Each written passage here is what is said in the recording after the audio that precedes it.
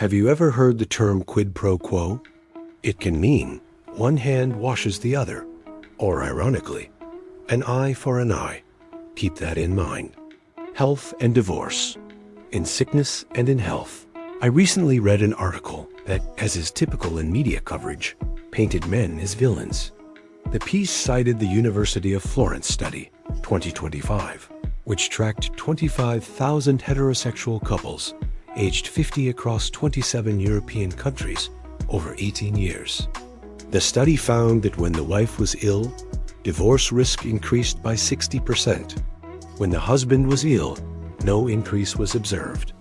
Then there's the U.S. Cancer Journal study, 2009, which found that women diagnosed with cancer or multiple sclerosis faced a 20.8% divorce separation rate versus 2.9% for men. According to the study, men were 6 times more likely to leave a sick wife than vice versa. Unemployment and divorce, for richer or poorer. A Harvard study by Alexandra Kilowald, 2016, analyzed 6,300 heterosexual couples and found that husbands not employed full-time were 33% more likely to divorce within 12 months. Wives' unemployment had no significant effect on divorce risk. Now, I'll admit on the surface, that sounds terrible.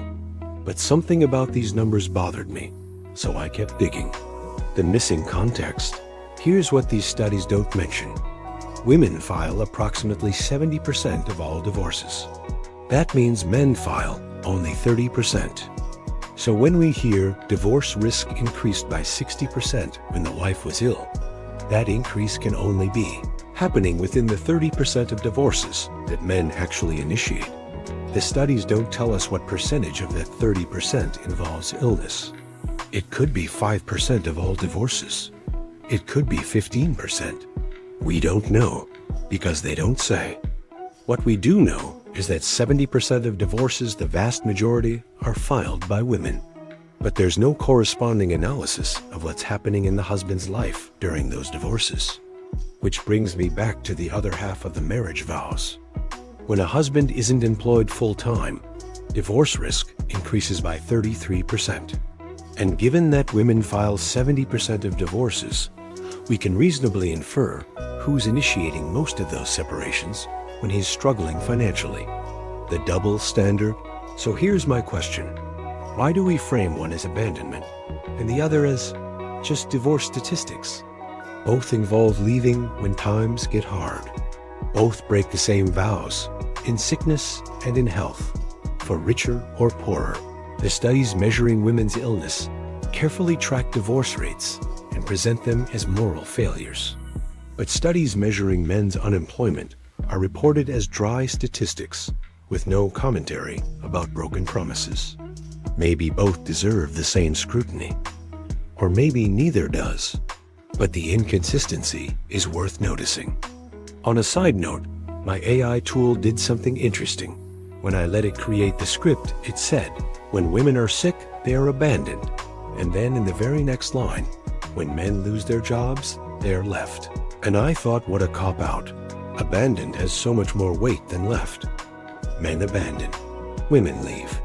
Let that sink in. Think about how it sounds. Let it linger. A quick update on the article.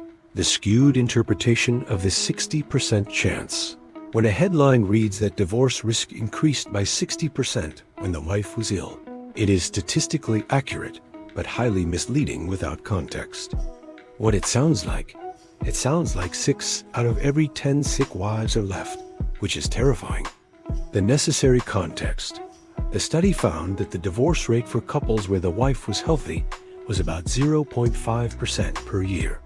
When the wife was sick, that rate increased to 0.8% per year. The 60% figure is the relative increase from 0.5% to 0.8%, not the absolute chance of divorce. The absolute chance of divorce for a sick wife is still statistically very low, less than 1% per year in the study.